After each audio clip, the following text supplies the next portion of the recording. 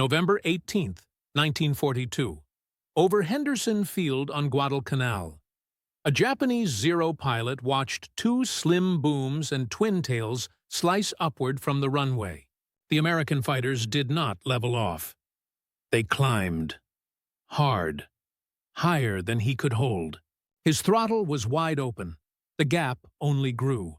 In minutes, the roles had reversed. The hunters were now hunted from above. That day, the pilots of the 339th Fighter Squadron became the first Lightning men to mix it with Japanese fighters.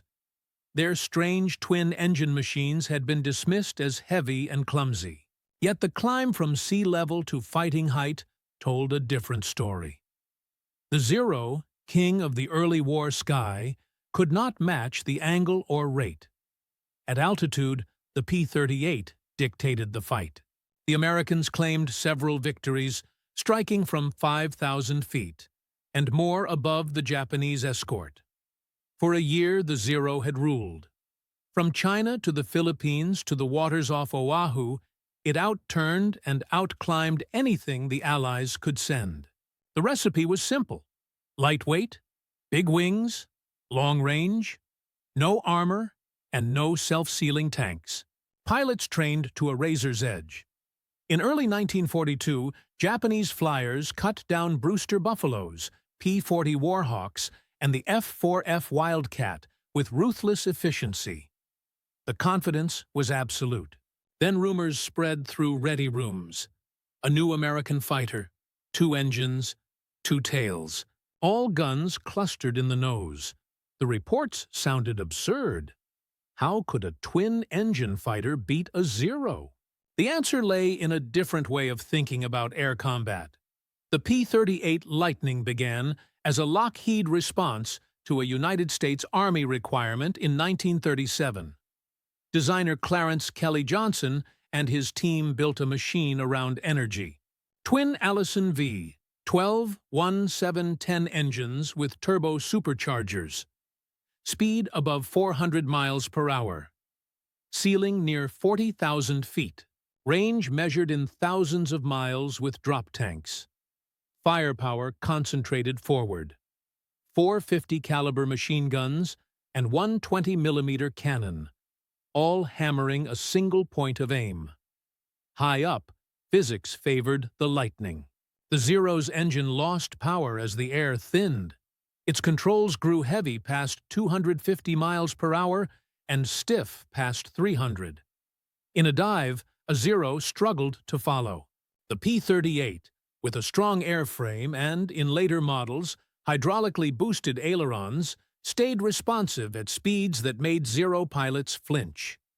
The result was a new geometry of battle. Boom and zoom.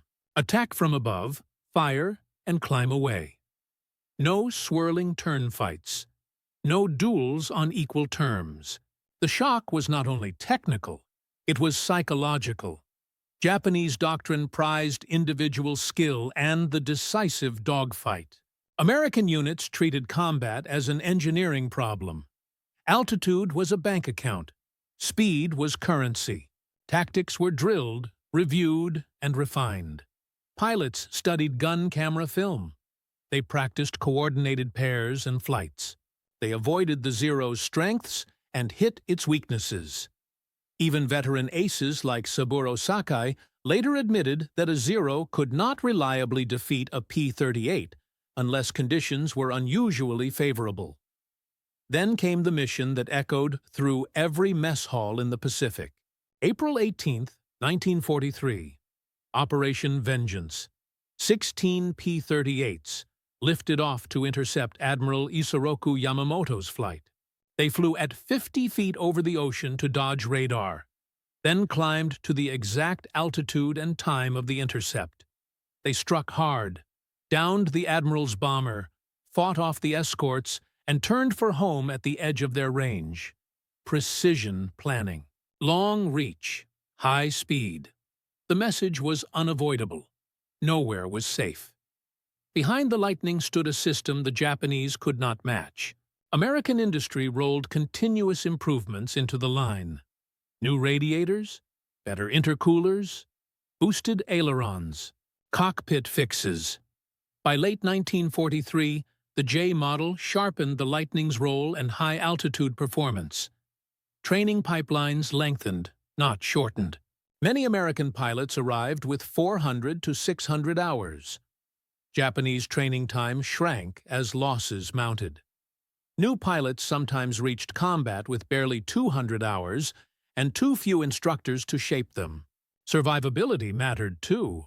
A P-38 could limp home on one engine. A Zero with a single bullet in the wrong place might burn. Over wide Pacific water, that difference weighed on every mind. The tallies tell their own tale. Major Richard Bong scored 40 victories in the P-38. Major Thomas Maguire scored 38. Thousands of sorties. Well over 1,000 enemy aircraft destroyed across the theater. More important than airframes were the pilots inside them. Japan could not replace experience at the pace it was lost. By 1944, the pattern was fixed. P-38s swept ahead of bombers.